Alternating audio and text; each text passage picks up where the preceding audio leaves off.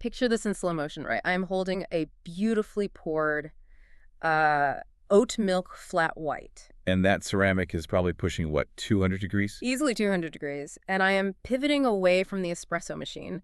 But at that exact microsecond, a prep cook is coming through the threshold right behind me. Hauling 50 pounds of raw russet potatoes in a massive plastic bin, I bet. Exactly. Neither of us has a line of sight. We are on a direct, unavoidable collision course.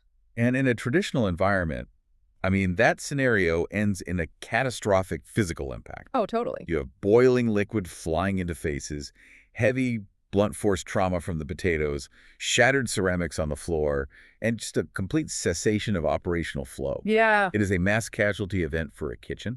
But see, this isn't a traditional environment. We're talking about the intensely engineered, high-velocity world of a corporate tech campus micro kitchen during a massive rush spike. So today on The Deep Dive, we are dissecting an incredible stack of sources to figure out how these environments achieve what is called zero accident velocity. Which sounds impossible, but they do it. They really do. And we have a presentation deck titled Spatial Ergonomics and High Velocity Operational Safety Standards. Right. And we're cross-referencing that with the raw, brutal job requirement data for baristas and sous chefs. And we're filtering all of that through the ProChef Level I training manual, which honestly presents a really fascinating tension. How so? Because you and I are approaching this same physical footprint from completely opposing operational philosophies. We absolutely are. I mean, I am looking at this through the lens of a front-of-house barista supervisor. Right. My entire reality is the customer-facing handoff plane. I am obsessed with aesthetics, speed of service, and pulling single origin micro-lot espresso on a sleek under-counter mod bar system. Oh, the mod bar. Yeah, which, for you listening, is an espresso machine where all the ugly mechanical boilers are hidden under the counter. So the top just looks like this. This minimalist, gorgeous chrome tap. Yeah. Exactly. It's all about making the space look pristine, tranquil, and just effortless for the tech workers. And as a back-of-house sous chef, I could not care less about the minimalist chrome tap. I know you couldn't. My reality is entirely based on heavy physical logistics and rigid compliance.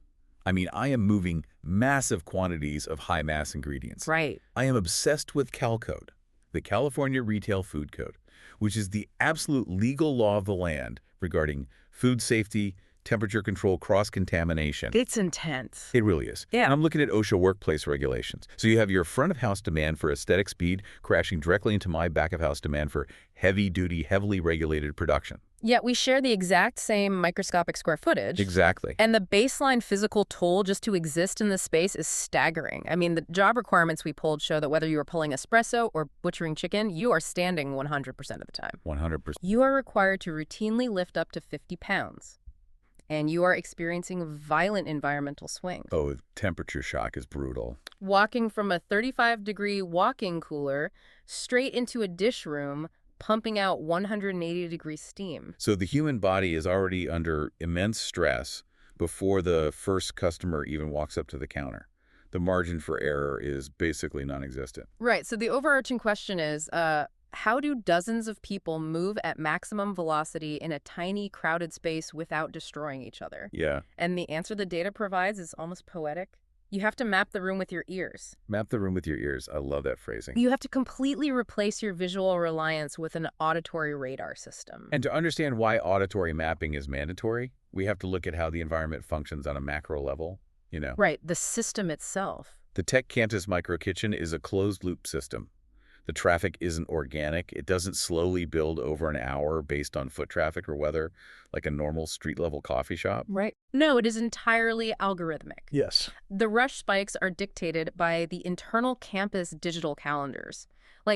If a massive 500-person engineering all-hands meeting is scheduled to end at 10:30 a.m., You know what's coming. you know with absolute certainty that at 10:31 a.m., 500 heavily caffeinated software engineers are going to hit your counter simultaneously. It is literally a tidal wave on a timer. And when that tidal wave hits, the physical movement of the workers becomes frantic. Yeah. And this introduces the first major spatial hazard the presentation deck identifies. Enemy number one. Enemy number one, the blind pivot. This is the act of a worker rapidly spinning around on the line. Which happens constantly. Constantly. But human biomechanics dictate that when you plant your feet and torque your body 180 degrees at high speed, you generate a temporary blind radius of about 3 to 4 feet behind you. Wow, 3 to 4 feet. Yeah, your eyes simply cannot track the environment during the rotation. I mean, I live this every single day. The barista workspace is a completely linear track. I am facing the customer, steaming milk to exactly 140 degrees. Right. My eyes have to be locked on the vortex of the milk inside the metal pitcher to get that microfoam right. But then the ticket calls for alternative milk. Always the oat milk. Always. And the oat milk is stored in the lowboy refrigerator directly behind my ankles. So I perform a blind pivot. I spin 180 degrees to grab it. Without looking. Right. If one of my front of house coworkers happens to be transiting through that 3-foot radius at that exact second, they are taking a pitcher of scalding milk to the chest. That is a severe safety hazard. But let's escalate that to the back of house reality. Oh boy, okay. A blind pivot on the culinary line doesn't just ruin a shirt. It triggers a systemic operational failure. How so? Well, if I'm stationed at the raw protein cutting board, trimming a massive batch of chicken breast, and I pivot blindly to throw the trimmings in the bin, and I just brush against a prep cook carrying a tray of freshly washed lettuce, we've just triggered a massive Cal Code violation. Because the raw chicken particulate just made physical contact with the ready-to-eat produce. Exactly. That is the textbook definition of cross-contamination. Oh, that's a nightmare. It is. And the ripple effect of that single blind pivot is catastrophic. Service halts immediately. Right, you can't serve them. We cannot serve that lettuce. It must be discarded, which is a huge loss of luxury inventory. The cook carrying the lettuce has to leave the line and completely change their uniform. Oh man, the time that takes. The quartz countertops where the collision occurred must be cleared, scrubbed, and undergo a full chemical sanitization process. So everything just stops. Everything. You lose your momentum, and you completely blow past the 15-minute service window that the Culinary Institute of America drills into you during ProChef certification. So to prevent that entire cascade of failure, the industry relies on one word. One word. The standard operating procedure for the blind pivot is the audible call. Behind. Yes. The moving operator, the person actually transiting through the space, must project that word loudly before they enter someone's blind radius. And the responsibility there is really dual-layered. The transiting operator changes the spatial dynamics, so they must provide the data. Right. But the stationary operator, like the person at the cutting board or the espresso machine, has to execute a much more difficult physical command. Which is? When they hear the word behind, they must freeze their footprint entirely and lean their upper body slightly forward into their counter. Okay, this is where I really want to push back on the psychology of this standard. Go for it. Leaning into the counter sounds easy on paper, you know. But as a human being, if you are intensely focused on a task and someone suddenly shouts a command directly behind your neck, You want to look. millions of years of evolutionary biology scream at you to turn around and look at the source of the noise. How on earth do you train a brand new, stressed-out line cook to ignore their survival instinct, hold their footprint, and lean forward instead of turning around to look? You are hitting on the core concept of cognitive load reduction. It requires really aggressive neurological reprogramming. Reprogramming your instincts. Exactly. Because when that evolutionary instinct kicks in, the brain wants to process the threat visually. It wants to see the incoming object, calculate its trajectory, and choose an evasion route. Right, fight or flight. We have to train them that doing that visual calculation takes way too long and introduces unpredictable variables. Huh. The auditory cue is the evasion route. The training enforces the reality that the safest place in the kitchen is the exact physical coordinate you currently occupy. Wow. So you essentially have to surrender your autonomy to the system. You really do. You are trusting the vocal cue over your own eyesight. You don't move a muscle until the transiting operator clears your zone and says the release word, which is clear. It creates predictability, you know? If you stay still, the person walking behind you can navigate around your known mass. Yeah. If you turn or step back, you alter the geometry of the space in real time, making a collision highly probable. Okay, so we neutralize the danger of spinning in place by freezing the footprint.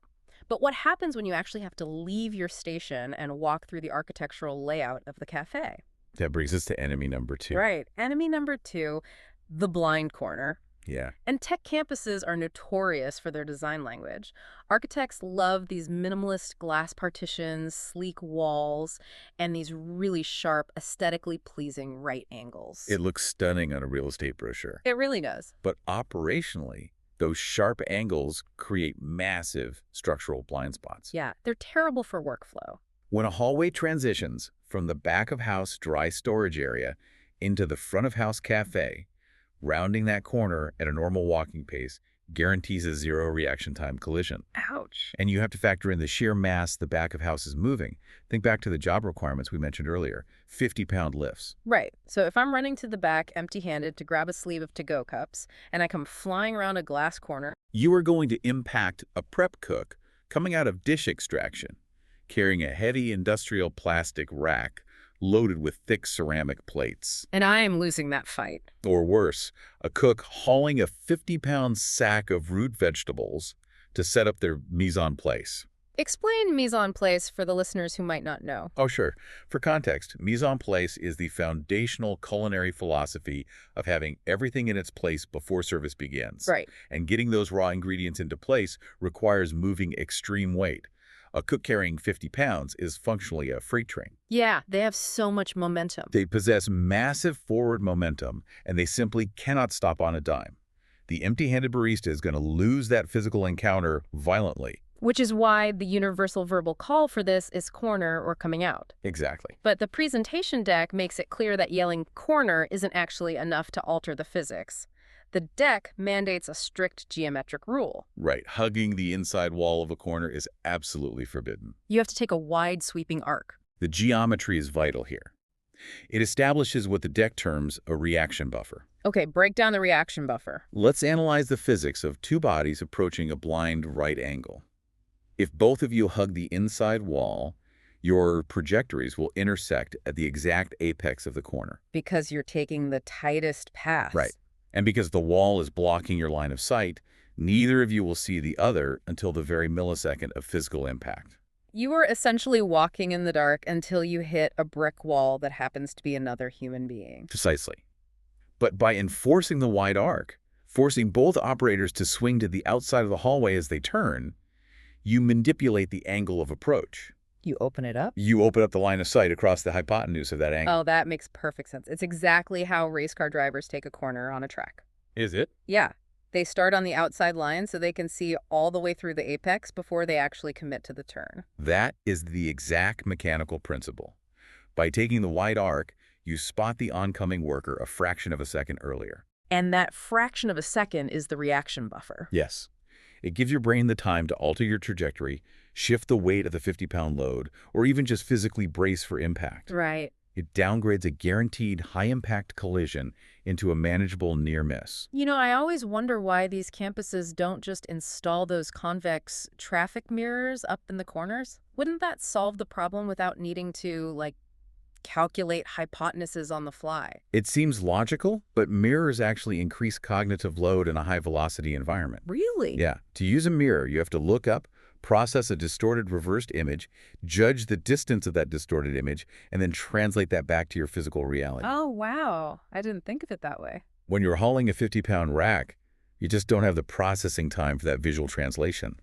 A loud, sharp auditory call of corner, combined with the wide physical arc, requires far less mental processing and yields a much faster physical reaction. Auditory mapping wins again.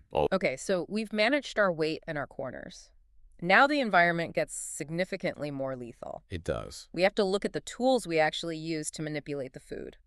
Hazard number 3 is the exposed blade. And this hazard is terrifying because it weaponizes our own unconscious movements. What do you mean by that? The danger of the exposed blade stems from a very common instinctual error. It's carrying a sharp tool at elbow or torso height, extended away from the body. Right. When a cook finishes a task on a cutting board, their hand is already resting at counter level. The natural unconscious human instinct is to simply turn and walk away with the knife remaining at that exact height. You don't even think about it. You just carry it like an extension of your arm. Exactly. But by doing so, you have created an active, mobile cutting plane at the exact height of your coworker's vital organs. That paints a grim picture. Let's look at the culinary fundamentals. Say, I need to execute a Brunoise cut on a batch of carrots. And a Brunoise is... It's a highly precise, microscopic 1/8 inch dice. I need my primary 8-inch chef's knife for that. If I am walking down the cramped line, carrying that knife at elbow height, and the line cook station next to me suddenly shifts laterally to pull open a lowboy oven door, Oh, whoa. my forward momentum will drive the tip of my blade directly into their torso. It guarantees a severe puncture wound. And look, front of house is not immune to this. We don't do butchery, obviously, but we are constantly breaking down the heavy blending stations. Right, the smoothies. Yeah, we have to transport these massive, heavy stainless steel Vitamix blade assemblies from the smoothie station all the way back to the dish pit. Those things are brutal. The blades on those things are thick and incredibly sharp. If you carry that blade assembly out in front of your chest like you're carrying a tray of drinks and someone bumps into you, those blades are going right into a rib cage. So to neutralize this, the operational standard strips away the unconscious movement and replaces it with a rigid, non-negotiable physical posture. It is called the down and parallel hold. Break down the mechanics of the down and parallel hold for us, because it feels very unnatural at first. It is designed to minimize the tool's spatial footprint. You grip the knife, or the blade assembly, firmly by the handle. You point the tip of the blade directly down at the floor tiles. Straight down. Straight down. And crucially, the actual cutting edge of the blade must face backward, towards your own shoulder, not forward. Interesting. Finally, you lock your arm completely straight and pin your wrist against the side seam of your pants.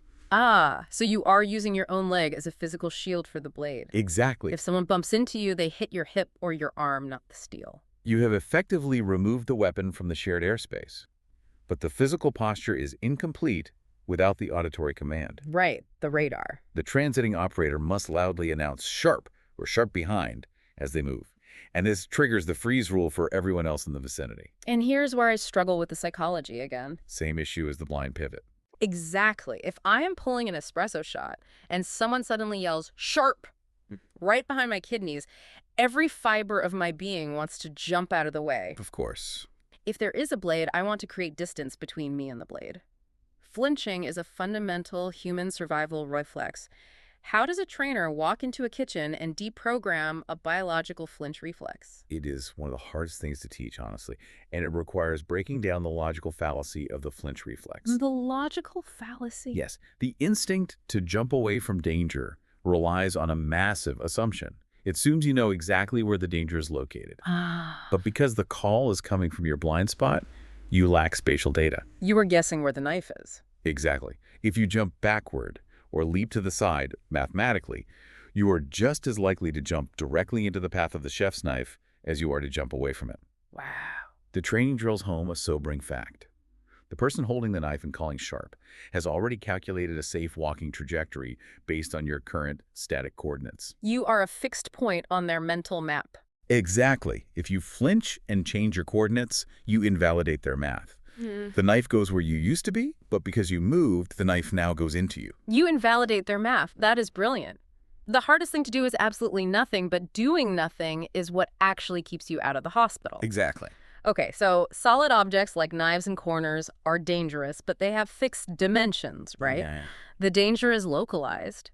We have to pivot now to the hazard that doesn't hold its shape, the hazard that splashes. Enemy number 4. Enemy number 4, the thermal vector. The thermal vector introduces fluid dynamics into our spatial ergonomics. And the stakes are incredibly high here. Seriously high. The safety deck points out a terrifying metric.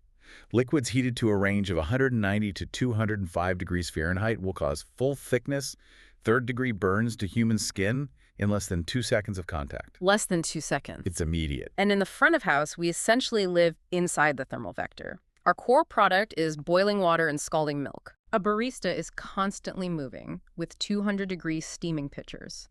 We carry heavy, open-top pour-over decanters. We haul massive 3-gallon batch brew coffee dispensers across the floor. That's a lot of heat. It is. And when a barista is deep in the rush and carrying these vessels high up, out in front of their chest just to move quickly, they're projecting a severe burn danger zone right at the face and neck height of everyone around them. And the back of house is dealing with massive volume, too.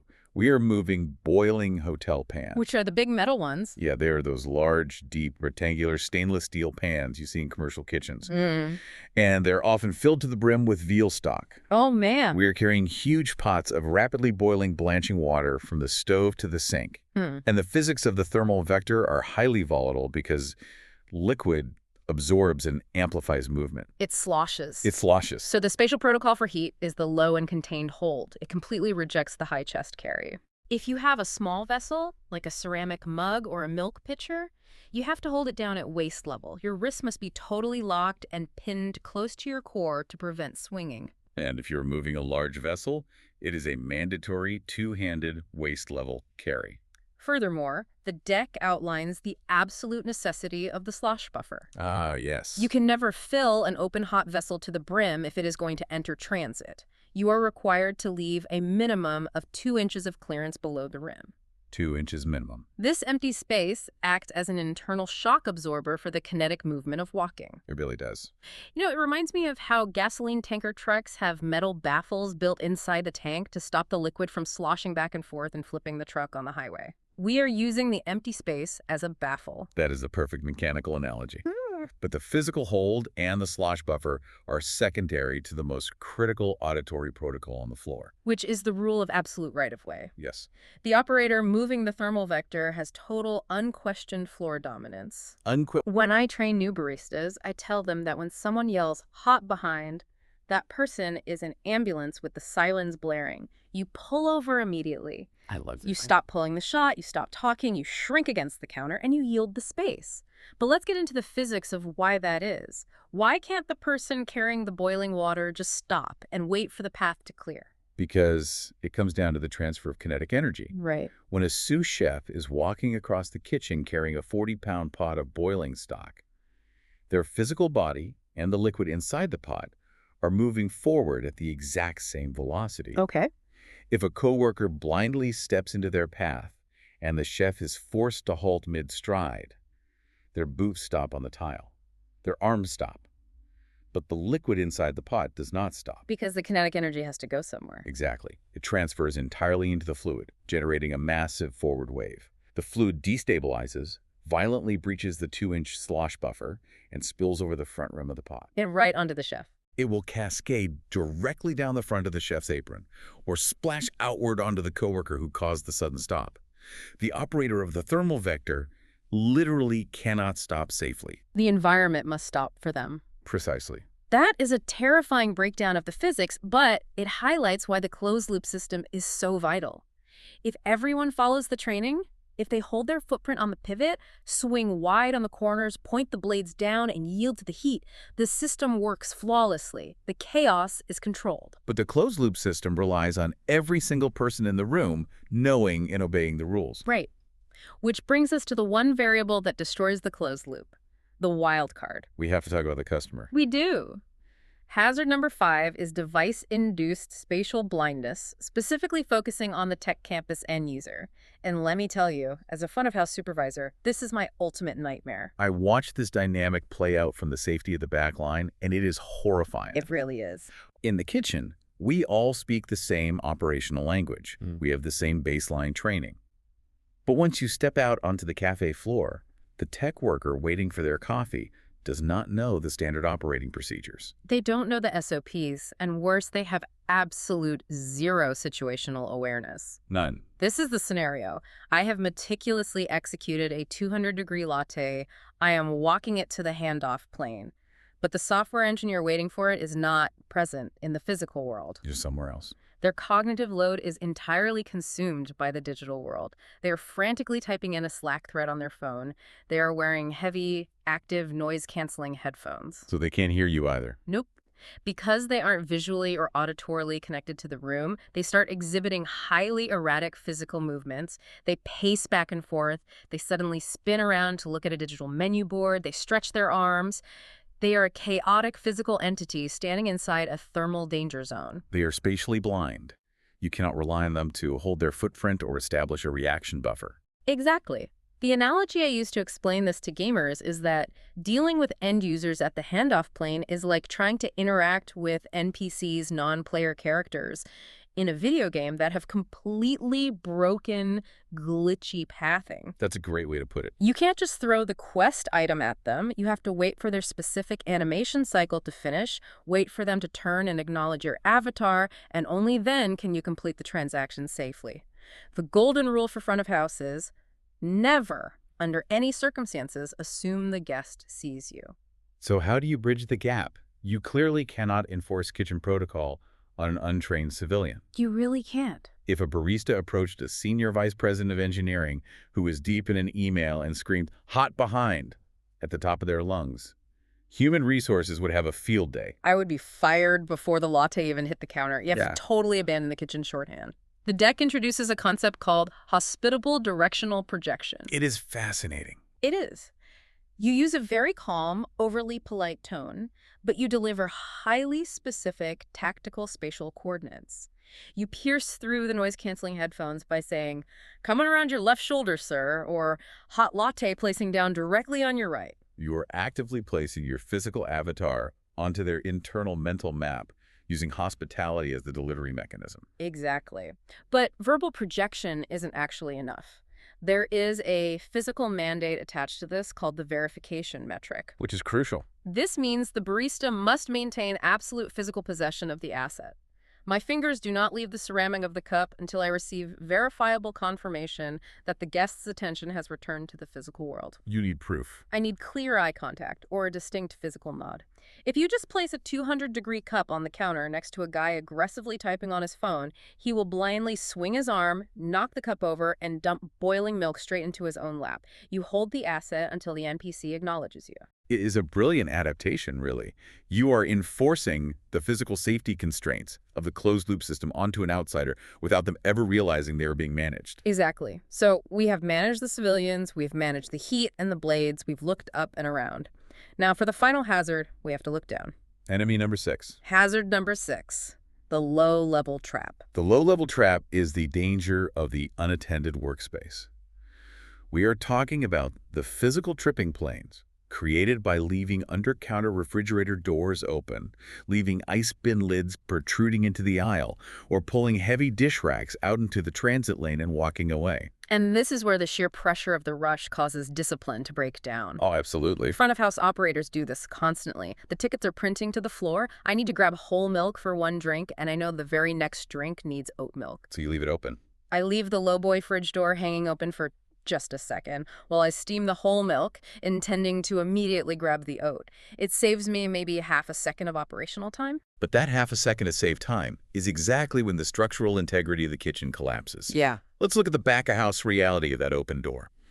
Prep cooks are carrying high-mass hotel pans. If I am carrying a full-size 6-inch deep stainless steel pan loaded with 30 pounds of roasted root vegetables, I have to hold it with both hands out in front of my core. Right, it's massive. That massive pan completely, physically obstructs my downward line of sight. I cannot see the floor. I cannot see past my own chest. So an open dishwasher drawer hanging out at shin level Is an invisible snare. It is a guaranteed tripping plane. And a trip in a commercial kitchen isn't just a bruised knee. No. It is a high-velocity, high-impact fall involving heavy mass. You have the blunt force of hitting the tile, the shattered ceramics or dented steel, the destruction of inventory, and very frequently severe secondary burns from whatever hot liquid or product the operator is hauling. So the barista leaves the door open to save a fraction of a second. The sous chef trips over it blindly, and we have a mass casualty event. Which is why the strict SOP for this hazard is the immediate close latch rule. There is absolute zero tolerance for unattended open doors. You open the unit, you extract the required asset, and you close it until you hear the latch click immediately. Okay, I have to fiercely debate this one with you. Let's hear it. Because theory is great, but reality is brutal.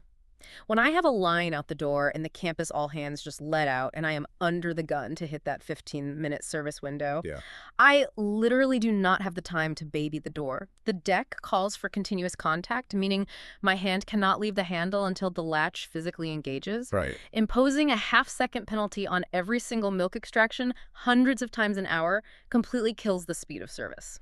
How do you defend that math? I defend it by challenging your definition of speed. Okay. In military logistics and in Michelin-level kitchens, there is a core operational truth. Slow is smooth and smooth is fast. Slow is smooth, smooth is fast. Yes. Taking 0.5 seconds to maintain continuous contact and secure the latch does not actually slow down your service over the macro timeline. It doesn't. No. What it does is create a completely predictable environment. Do you know what destroys your speed of service infinitely more than a half-second latch? The tripped coworker. A tripped coworker? A shattered hotel pan? A massive cow code violation? A severe injury that requires a 20-minute floor cleanup and an incident report? Yeah, that's true. Smooth, predictable, secure movements are the actual sustainable source of velocity. Furthermore, if you are actively crouched down, accessing a low asset, the auditory radar must still be engaged. Right. You must loudly call out "door open low" or "below" to warn any transiting operator that your body or the door is occupying the lower airspace. You are extending the auditory map all the way down to the ankle level. Exactly. It all comes back to the voice. Which brings us beautifully to the synthesis of all this data. Let's pull all 6 of these hazards together. When you view these hazards collectively, you realize we aren't just enforcing a list of arbitrary rules. No. We are operating under the strict umbrella of cow code regulations and OSHA workplace safety mandates. This constant verbal communication isn't just yelling to create a chaotic atmosphere. Right. We are actively engineering a defensive culture. We are relying on neuroplasticity to replace accidental, chaotic biological reactions with predictable mechanical habits. It is the ultimate execution of cognitive load reduction. In a massive corporate rush, there is simply too much visual data to process. Way too much. Your eyes must be entirely locked on the precision task at hand, whether that is perfectly calibrating the extraction time of an espresso shot or executing a flawless Brunoise cut on a cutting board. You cannot afford to look around. Because the eyes are occupied, the team survives by collectively projecting an auditory radar system. It's a continuous overlapping stream of data. Behind, corner, sharp, clear, door open low. It forms an invisible mesh over the entire kitchen. But a system this complex doesn't run on autopilot. The safety deck explicitly states that it requires flawless leadership execution. That makes sense. Shift leads and general managers are required to run daily physical audits. They conduct pre-shift 60-second verbal response checks to ensure everyone's auditory reflexes are sharp. Wow. Because in this environment, silence on the floor is not golden. Silence is a critical operational failure. If a barista or a cook is moving silently, they are a stealth hazard waiting to trigger a collision. And if we loop this all the way back to the training guidelines we analyzed, which mandate strict assurance to serve safe standards, proper meats on place, and the absolute avoidance of time temperature abuse, you realize that high-level culinary execution relies entirely on a baseline of physical safety. Absolutely. Think about the psychology. Right. If a line cook is carrying underlying anxiety about getting stabbed by a coworker executing a blind pivot, or getting splashed by a poorly managed thermal vector, their brain is focused on survival. They aren't thinking about the food. They are not focused on the precise seasoning of the soup. They are not focused on the quality of the hospitality. Fear destroys focus. Auditory mapping eliminates the fear, which allows the focus to return to the product. That is an incredible distillation. Let's unpack the journey we have been on today in this deep dive. We've covered a lot. We have dove headfirst into the absolute gauntlet of a high-velocity tech campus micro kitchen. We figured out how to survive the blind pivot by overriding our evolutionary instincts and holding our footprint. We navigated the structural blind spots of corners by utilizing wide geometric arcs to create vital reaction buffers. We neutralized the active threat of the exposed blade by adopting the down and parallel hold and enforcing the freeze rule. We managed the terrifying fluid dynamics of the thermal vector by granting absolute right-of-way to the heat and utilizing internal slosh buffers to prevent kinetic energy transfer. We hacked the unpredictable pathing of device-induced blindness in our customers using hospitable directional projection and strict physical verification metrics. And finally, we defeated the low-level trap by embracing the map that's slow is smooth, smooth is fast, and adhering to the immediate close latch rule. All of it achieved through the relentless discipline of a shared, continuous verbal standard, mapping the room with your ears. So what does this actually mean for you, the listener?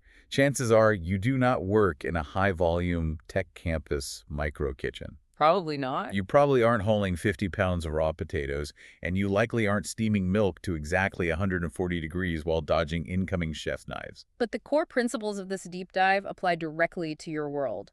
I want to challenge you to think about the concept of cognitive load in your own life. The physics of human collision, The chaos of unannounced movement and the friction of untrained bodies sharing space, these are universal constants. They exist everywhere humans gather. Exactly. So here is a provocative final thought to carry with you. What if we actively applied the concept of mapping with your ears and these verbal safety protocols to our own everyday, chaotic civilian environments? That's an interesting idea. Imagine trying to navigate a wildly crowded grocery store on a Sunday afternoon, or moving through a bustling, densely packed, open-plan corporate office. What if, instead of silently dodging shopping carts, aggressively maneuvering around coworkers, and constantly apologizing for near misses, we utilized a shared spatial language? Like calling corner in the aisles. Right. What if you called corner as you came out of the cereal aisle, or behind as you passed a coworker at the printer? How much invisible friction, social anxiety, and sheer cognitive fatigue could we strip away from our daily lives if we simply agreed to audibly map our spaces? It is something to seriously think about the next time you blindly pivot away from the dairy section.